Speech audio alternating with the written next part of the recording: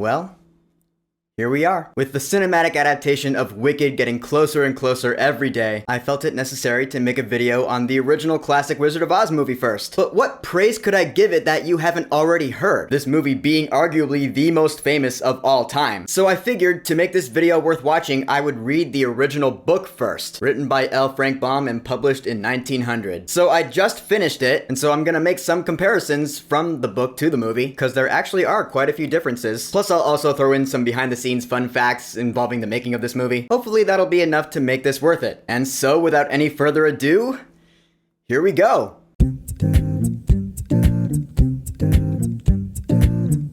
The Wizard of Oz. So The Wizard of Oz, I don't need to explain what that is to you, right? You know it, you love it. Let's just fly right in. This movie was released by MGM Studios in 1939, in which it had to compete with Gone with the Wind, which I believe ended up making more money than The Wizard of Oz initially. Leading up to this movie's release though, there were a lot of problems behind the scenes. From constantly changing writers and directors, this movie went through 5 different directors, including the man who also directed Gone with the Wind. Victor Fleming gets the most directing credit, and also not to mention 14 different writers. Whoa. To the actors getting sick, the man who was originally going to play the Tin Man got sick because of the makeup, which had aluminum in it, or it was involved in it, and he dropped out of the project because of that. He was miserable. And the man who eventually ended up playing the Tin Man, Jack Haley, well, he wasn't too thrilled about it either. But of course, our main character in this story is young Dorothy Gale, played here by Frances Gumm, who we all know today as Judy Garland. Shirley Temple was in the running, but the filmmakers decided that the project demanded even more than Shirley Temple could deliver. That's pretty crazy. So Judy Garland was cast as Dorothy. She was about 16 when she played her, whereas in the book, Dorothy is a little young girl, like just a small kid. Dorothy lives on a farm in Kansas with her Aunt Em and Uncle Henry, and here's another big change that this movie makes from the book. There are quite a few, like I said, but you know the parallel characters, like the real-world counterparts to the companions she eventually meets in the Land of Oz? Yeah, those characters are an invention of this movie. In the book, it just says Dorothy lived on a farm in Kansas with her aunt and uncle, then a cyclone came and took her to Oz. There are no other characters. These new characters were added to one of the biggest changes that this movie makes from the original source material, which is that when Dorothy is whisked off to Oz, it's a dream in her head. Yeah, the book is not that way. In the book, the house is actually whisked off to the uncivilized Land of Oz, as Baum describes it. Ultimately, I find that change unnecessary, if I'm being honest. I remember hearing once about why that decision was made, because fantasy-type movies were not so popular back then. So instead of Oz being an actual magical place, they made it a dream in her head instead. So the film would be more accepted by the masses. Alright, well, fair enough, I guess. Although, alright, I do of course have to touch on this. Before Dorothy is ever whisked off to Oz, we have the song Over the Rainbow. If you ask me, Over the Rainbow is one of the absolute greatest songs ever written. And it was actually the last song written for this movie. But the song is all about hope, that things will get better, the grass is greener on the other side. The song will bring me to tears on a good day. Unless it's the Is Ukulele version, in which, why does he mix up the lyrics? I never liked that. I mean, the song won the Oscar back in the day for Best Original Song. It was Judy Garland's anthem for the rest of her life. She performed it at every show she did. And to this day remains one of the most popular songs of all time, if not the most popular movie song of all time. It's an achievement. It's a true work of art, as is this story, really. And then comes the cyclone, which I actually just learned how they did this back in the day. The cyclone was actually a big cylindrical object that was there on the stage. It actually spanned from the floor to the ceiling. It was like 30 feet tall, and they spun it around a whole lot. They had dust on the bottom kicking up. So yeah, this scene was filmed in a pretty big soundstage. Pretty impressive for the late 1930s. I believe this was MGM's most expensive film at the time, and actually that's another thing that makes this movie so memorable, is that it was a pioneer in special effects. You had the cyclone, you had the change from sepia tone to color, which here's how that was done. There actually wasn't really much magic involved there. They painted the house sepia tone and had a body double dressed as Dorothy in a sepia tone colored dress. So the shot was filmed in color, and the body double went to go open the door, and then Judy Garland in her colored dress stepped into frame and out into the very colorful Munchkin Land set. I find that funny. And so Dorothy Gale finds herself in the magical Land of Oz. Toto?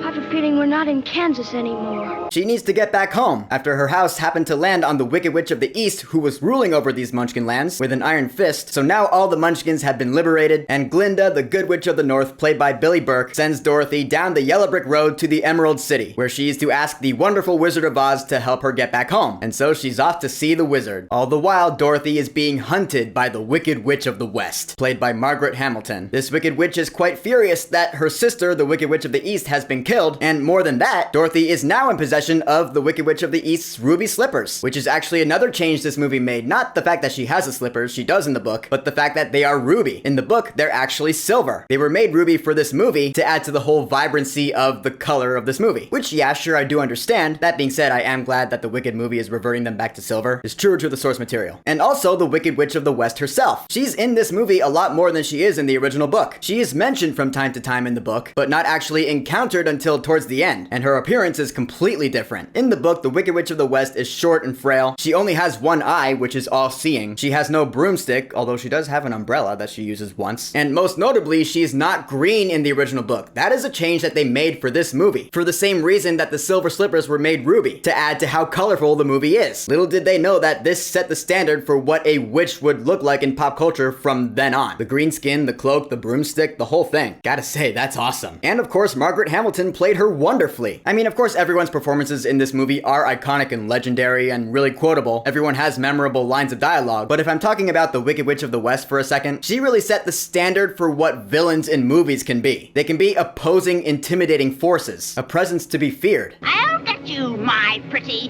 and your little dog, too.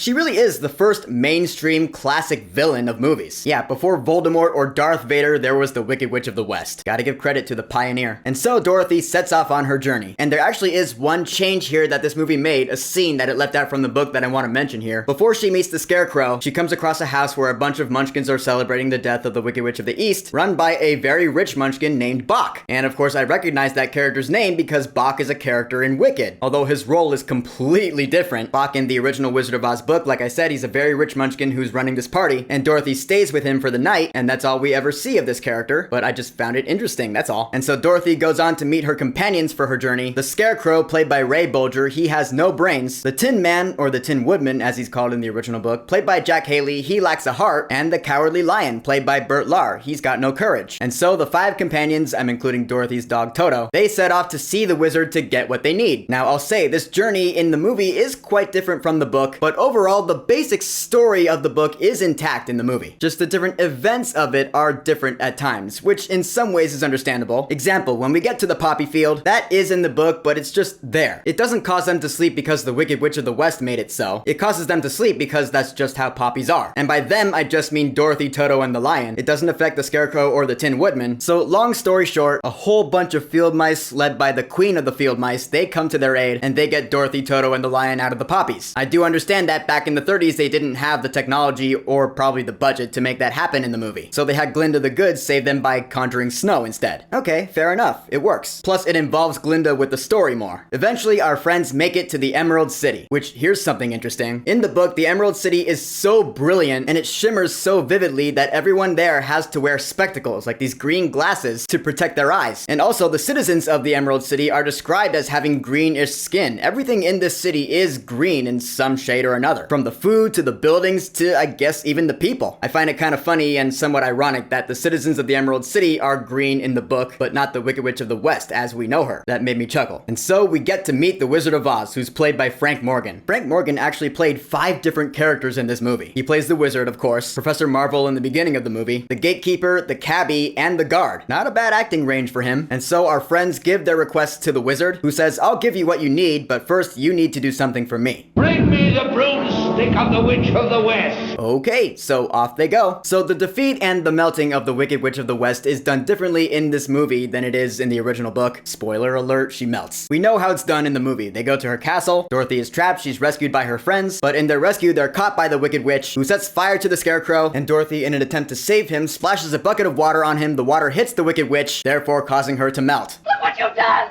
I'm melting! Melting! In the book, it is a bit different. The crew enters the Winky Country, which is where the Wicked Witch of the West rules over. The Scarecrow and the Tin Man are disposed of by the winged monkeys, who then bring Dorothy, Toto, and the lion in to be the Wicked Witch's slaves. But the Wicked Witch still wants those silver shoes back, so after she successfully steals one of them, that's when Dorothy throws the bucket of water on her and she melts. Yeah, that is a bit different, ain't it? And so instead of bringing back a broomstick, they bring back a golden cap, which the Wicked Witch used to summon the winged monkeys to do her bidding. There's a whole backstory to it that the book gets into that I'm not gonna get into here here. One of the biggest changes that I felt this movie made for the better is after the Wizard of Oz is discovered to be just a man, and he grants the crew their wishes, their hearts, brains, courage. We know that in the movie, the man convinces them that they already have what they need. In the book, however, they're not buying it. They still want their hearts, brains, and courage. So the next day, the man pretty much tricks them into believing that they're getting what they need. He placebos them. He's like, all right, here, I put these together. Here's your heart, here's your brain, here's your liquid courage. Drink up. I'm telling the truth. And then they believe it. Yeah, I don't like that as much as how the movie does it, I'll be honest. And so the wizard and Dorothy are gonna go back to Kansas via hot air balloon, because it turns out the man is from Omaha, Nebraska. In the book anyway. In the movie, he's from Kansas as well. But then Dorothy is accidentally left behind. Now, I prefer how the movie resolves this as opposed to how the book does it. In the movie, we know Glinda the Good comes down and tells Dorothy all you need to do is click your heels together 3 times in those ruby slippers and say there's no place like home. But she had to learn her lesson and go on the journey first so her friends could get what they needed. Yeah, that's good. That makes sense. The way the book does it, Dorothy and her friends have to go on another journey to the south to meet Glinda because Glinda is the Good Witch of the South, not the North. Yeah, I didn't know that was changed for the movie. That's interesting. But I guess then we get to know all 4 witches, at least a little. So in the book, they are on their journey to the south. They do cross a land where everything, including the people, are made of China. And I was like, interesting. Yeah, so Sam Raimi's movie, Oz the Great and Powerful, that borrowed from that a little bit, but I hated that movie when I saw it, I'll be honest with you. I just didn't think it was good at all. But alright, I guess at least there was that. And then there's the Hill of the Hammerheads, these little pudgy creatures with no arms that can extend their heads out. I was like, that's interesting, because there's an Easter egg in the Wicked show to that. The big costumes that come out and do the head spinny thing in one short day. Wow, that's so cool. And ultimately, Glinda the Good sends Dorothy home by having her click her heels together 3 times, although she doesn't have her say there's no place like home. That line is in the book, but it's just not here. But Dorothy does end up back home, and that is the end of our fable. In conclusion, The Wizard of Oz is a testament to movies can deviate from its source material and still be classic. And ultimately, I see The Wizard of Oz as a fairy tale, compared to Gregory Maguire's Wicked, which was published in 1995, and then its Broadway adaptation, which premiered in 2003, which I ultimately see as the real accounts of what happened in Oz. Yeah, The Wizard of Oz was the story, the fabrication that was conceived from the events of Wicked.